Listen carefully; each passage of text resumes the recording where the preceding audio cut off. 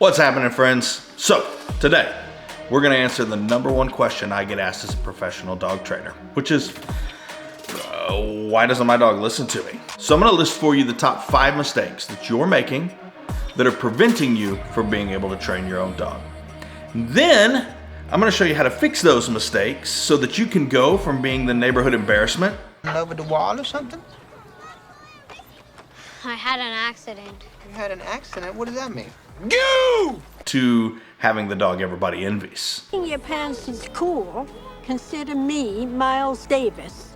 All right, let's go.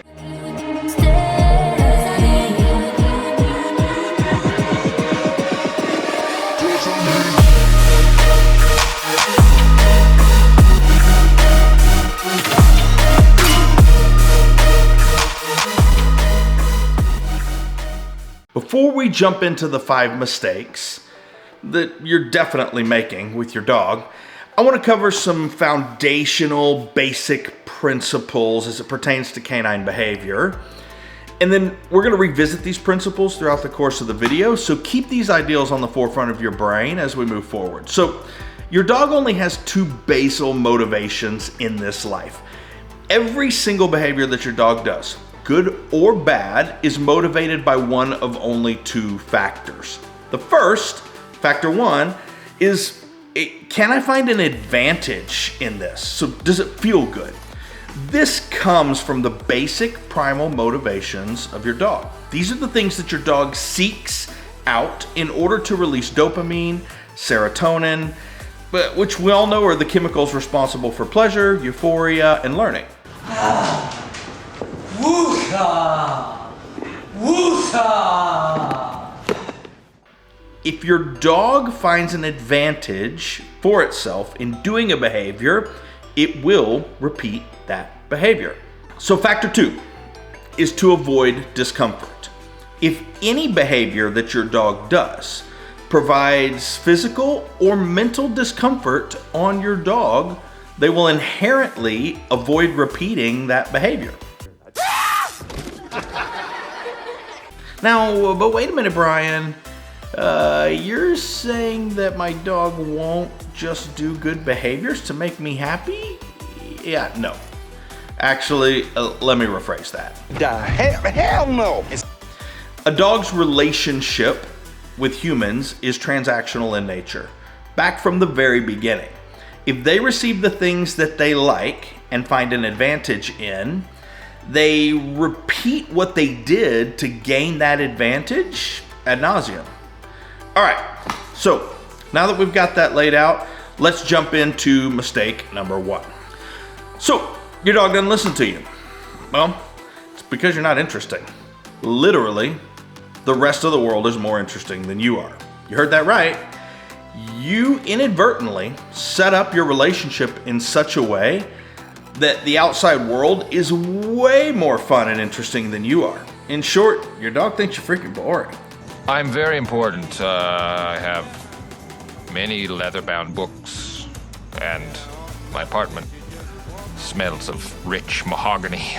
So, how do we change that? Well, let's go back and look at motivation. What is the one thing that on a primal level you can provide for your dog every single day that they would also get in nature? That's right, food. So first step is to build back into your dog the desire to work for their sustenance. You see, an animal such as your canine was never designed to be catered to and get their food delivered by hand multiple times a day.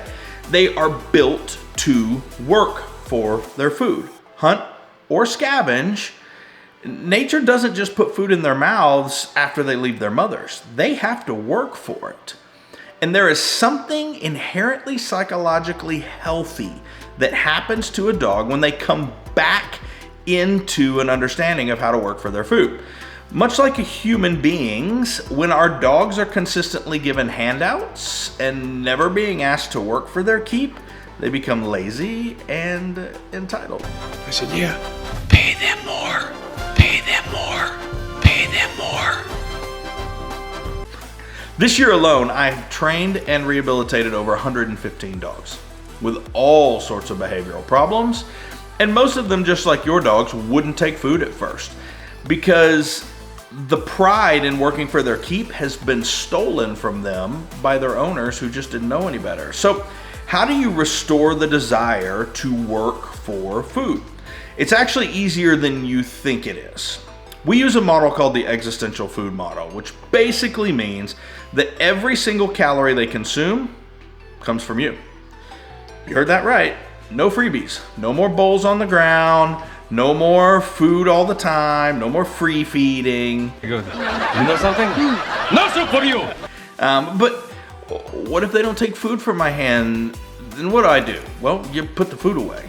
And then you try again the same time tomorrow. This is what we refer to as a negative punishment cycle. So we are removing something of desire for the dog in order to decrease the likelihood that they blow us off tomorrow. But what if they withhold for 2 or 3 days? Well, now we're getting to the point where the caloric intake is similar in frequency to nature. Dogs are hunters, but they're not great hunters in the wild. As a matter of fact, they rarely eat daily. So you literally repeat this process until your dog is eating their entire bowl of food out of your hand. If you give in and you give it to them in their bowl, they've won. And you'll go back to being unimportant and not worthy of listening to. Food is the most interesting thing in the world to an animal that needs it for survival. He who controls the resources controls the animal. All right, mistake number 2. You haven't actually taught your dog in a correct way that being with you and working for you makes it rain, so to speak. Show me the money! Show me the money! Because your dog doesn't have an understanding of working for you and with you as a team. They are in a consistent state of what's next. Their brain stays in this place of, I don't know what's about to happen. This constant state of not knowing exactly what to do is oftentimes the root cause of anxiety in our pets. So now that you've established a reward history and a desire to work for the dog's primary resource, its food, it's time to get to work, to begin creating a clear understanding of what our commands mean. My experience as a trainer shows me that we as humans are extremely inconsistent in our communication with our dogs. Perfect example is coming when calm. So when our dog does it right, we lavish them with praise and treats and Welcome to the party, pal! However, when they move slowly, when they lollygag to get over to us, and it takes forever, when they get to us, we're frustrated, we yell at them, or we admonish them, or we just take them and put them up, and there's no reward. And here's the thing. Dogs don't perceive time the same way humans do. So unless we've created an understanding that when I call your name, speed is the name of the game, it's all the same timeline to your dog, fast or slow. And then sometimes you praise them and sometimes you get angry. So you see how that can be confusing? Do you understand the words that are coming out of my mouth? So creating clarity in commands in a way that makes sense to the dog is how we fix mistake number 2. Don't worry, we'll do a whole nother video more in depth on how you do that. Now, mistake 3. You punish your dog for doing incorrect behaviors without first teaching them what to do instead. Call me an asshole. One more time.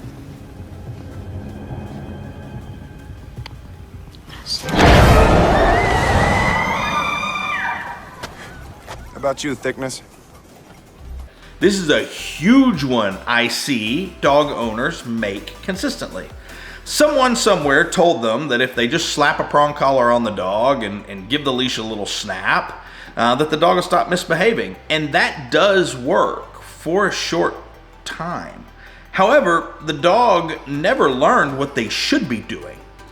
So the side effect of that is that over time, we use more and more force to get compliance, and eventually they go into a state of learned helplessness because they just go through life just trying to avoid pain instead of knowing what they should be doing instead. So how do we fix this? Well, it's easy. Obedience training. So when you take the primary resource in step 1, combine it with crystal clear communication from step 2, and then you teach the dog what it is that you need from them in this step, we have a recipe for success. They've done studies, 60% of the time, it works every time. Now, do dogs need corrections? Absolutely. However, only once we know that they know the behavior inside and out, and that the dog is choosing to disregard the command. Correction before learning is unfair, and what we refer to as escape and avoidance training or compulsion training. While these methods kind of work, they'll never create the reliability and relationship that a balanced learning first approach does. Now, mistake number 4. You are exercising your dog wrong. There's been a movement the past couple decades of dog trainers telling their clients that they simply need to exercise their dogs more in order to have happier, healthier dogs. Here's the problem. Exercise for the sake of exercise doesn't match with the biology of a dog. Now, do dogs travel a lot in nature? Well, sure. Do they hunt a lot? Absolutely. Do they find water? Do they scavenge? Absolutely they do. However, they usually do so at a fairly laid-back pace in order to preserve energy for the chase and the kill, because that is survival. But there's one thing that all of those activities have in common that most of us in how we exercise our dogs don't. Can you guess what it is? One word: discipline. All of those activities are done under structure, with rules and in pursuit of something meaningful. Throwing the ball for your dog until they're dead tired actually has the opposite effect. Instead of calming your dog down, you literally build a mindset of chaos, and you build a more developed, a tougher athlete with greater endurance. That's why no matter how much you play ball, you play frisbee, you let them run with other dogs, it never seems to change the behavior of the dog. The definition of true exercise for a dog means that it contains an element of discipline and the need to think. Slowing the dog's mind down and forcing problem solving is the most effective way to drain mental energy and bring the dog to a more overall calm state long term. Chaos can only create chaos. Calm creates calm. So this means that 10 to 15 minutes of disciplined, thought-provoking activity for your dog will do your dog way more good than a 10-mile run or an hour of playing ball. So slow down, instill discipline, and make their brain work. So before we jump into mistake number 5, if you found this video helpful, please hit that button, subscribe, and ring the bell so that you'll get notified of all the amazing dog training content we've got coming your way. All right, so last but certainly not least, mistake number 5. Now this is a hard pill to swallow, and I'm sorry, but it's the truth. You love your dog too much. CJ!